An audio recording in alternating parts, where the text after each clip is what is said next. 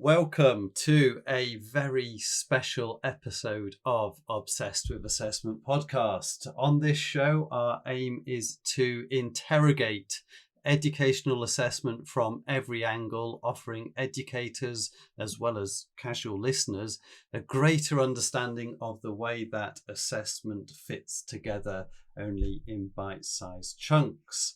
My name is Sam Denno and I am the assessment lead at Twinkle Educational Publishing.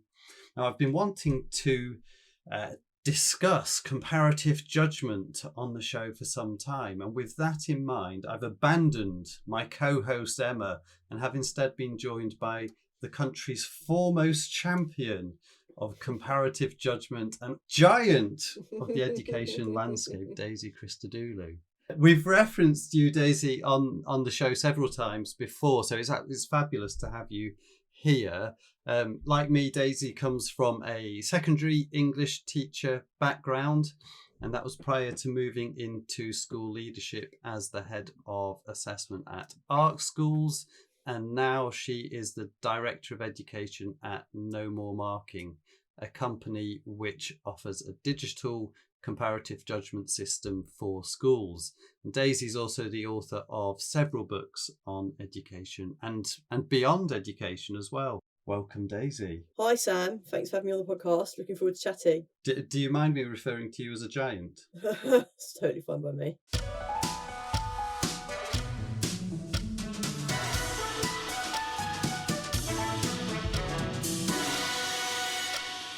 Daisy, can you talk us through where the idea of comparative judgment comes from? Sure, absolutely. So comparative judgment is a different way of assessing students' writing. It actually dates back, the origins of it goes back to the 1920s. So there was an American psychometrician in the 1920s who developed the idea. His name was Louis Thurstone. So he kind of set out all the theory and the algorithm behind it, and you can go and download that and have a look at it. But I think really until cloud computing came along, it wasn't really possible to use it in a really practical way for really large scale assessments. And so what you can do now, we've essentially plugged his algorithm into a piece of software. You can upload your students' writing to our website and do comparative judgment on it. And you can do that really quickly, and you can press a button and it will refresh and it will kind of crunch all of the numbers that you need to give you your results really quickly. So yeah, it's not a new idea, but I guess it's maybe been given a bit of a new lease of life by new technology. So let me give it a little example. We're talking abstract terms. You've got 30 students in your class and you want to assess them. Now, the traditional way of assessing them is you would take each piece and you would have a rubric, some kind of mark scheme, and you would be giving each piece of writing a mark on that rubric.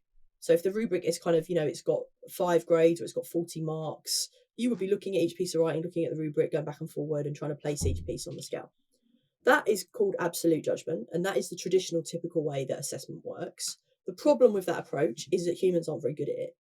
And it's not, I think sometimes people think that if marking isn't very reliable, it's a problem with the markers, and it's a problem with teachers. And if we did better training or got more experienced markers, we could get better quality results. But I think the fundamental problem we have is that it's not about teachers or markers. It's about humans just not being very good at the general process of absolute judgment. And that's not just true if you're making judgments of students' writing. It's true if you're making judgments of things like height, colour, pitch, temperature. So let me give you another example. If someone walks into the room you're in at the moment and I say to you, how tall is that person? That's an absolute judgment. That's the equivalent of looking at one piece of writing and trying to place it on the rubric. Yeah. If 2 people walk into the room you're in and I say who's taller, the person on the left or the person on the right, that's a comparative judgment, and that is much easier. Yeah. You're kind of always going to get that right. So what we do with comparative judgment, you've got your 30 students, traditional marking, you'd be marking them against the rubric. What you do with us is you scan their writing in, you upload it to our website, and it will appear on screen, not one at a time, but 2 pieces at a time, and you will make a decision about which piece you think is better. And you don't just make one decision like that, you make a series of decisions like that. And it's not just you making the decisions, because we will run these big national projects where we'll have often thousands of teachers judging. Is it a case that sort of the greater the scale, the greater the accuracy then? Yeah, I think scale brings robustness in a number of ways.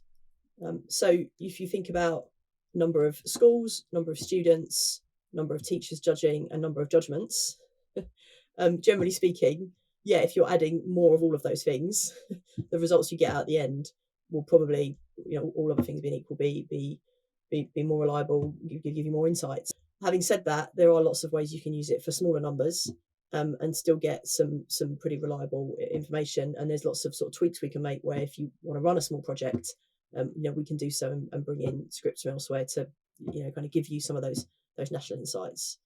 Are there any disadvantages to the system? And obviously you're selling a product. You're asking me to say that, yeah.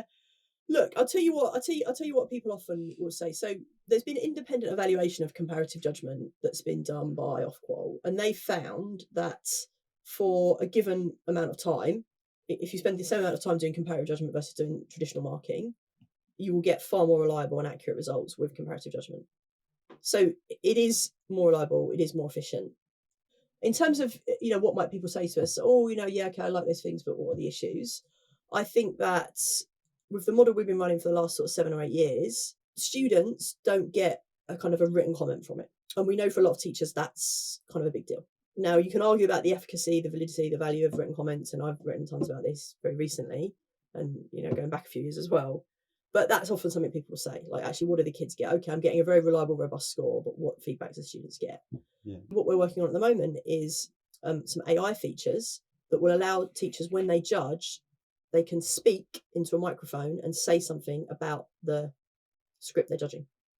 Okay. So they might see a piece of writing, and before they make the decision, so they'll see 2 pieces, before they make the decision, they'll say a few things about each one. And our system then uses AI to transcribe all the comments that have been left, combine them, and use them to come up with a paragraph of written feedback for the student. So what's interesting about this is we're using AI, but it's not AI feedback, it's teacher feedback. It's just being transcribed and polished by AI. So yeah, I think a traditional kind of weakness people might have said of our process as being the lack of feedback, we think this is going to rectify that. So I've come across, you mentioned Ofqual had done some studies. I came across a study from, it was Tom Benton and Tom Gallagher writing for Cambridge Assessment, and they sort of compare comparative judgment with, they trial it alongside more traditional marking used within an equivalent scaled scoring framework. And they argue that comparative judgment is simply another form of multiple marking combined with, and they say, a simple mark scheme and fancy statistics. Would you argue that there's more to it than that, or is it simply another solution? So I know that paper well, and I know the 2 Toms, and they're very smart guys. I was a little bit disappointed with them in that paper.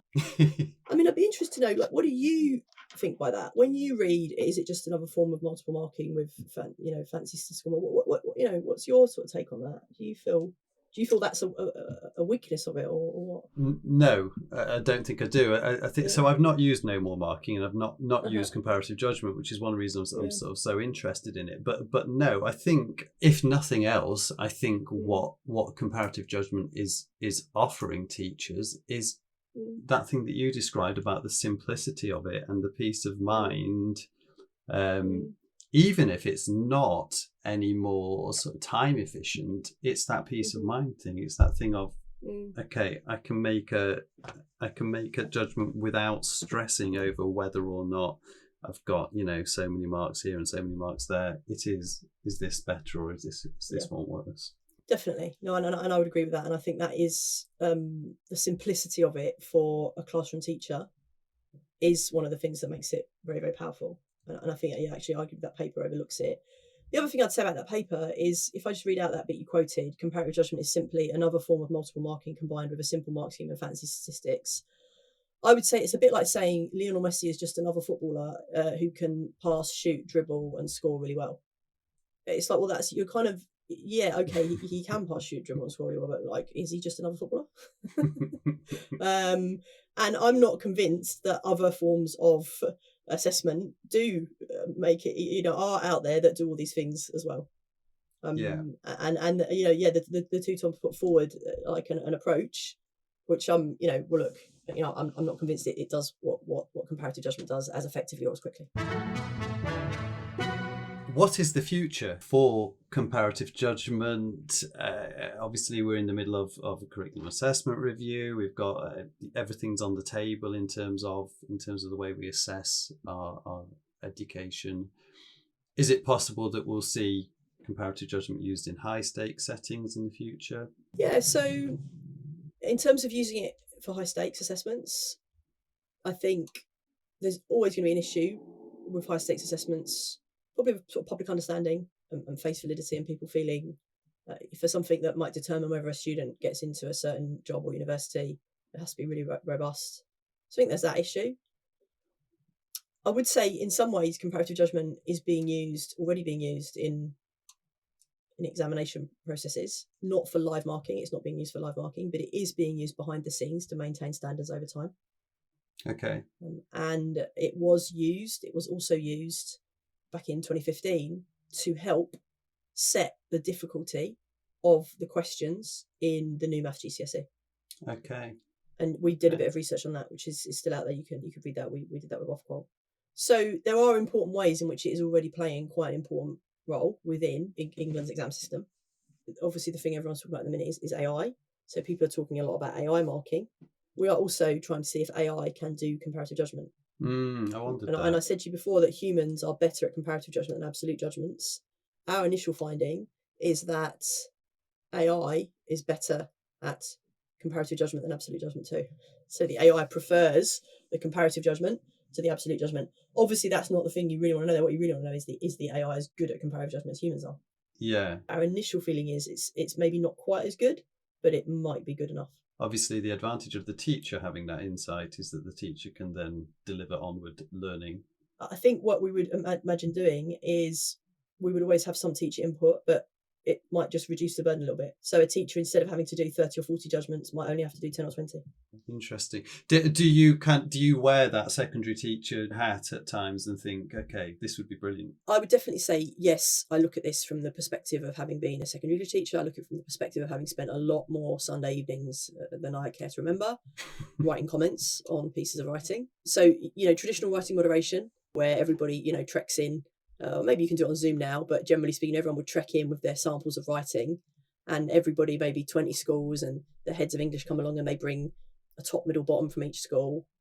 And there are potentially 150, 200 kids in each year group in each school, and you're bringing along maybe 3 to 5 scripts, and you don't even get through all of those. Yeah. You are in a situation with traditional writing moderation where you're lucky if 5% of scripts get seen by more than one teacher. What we do with comparative judgment, the way we set things up so that every single script is seen 20 times.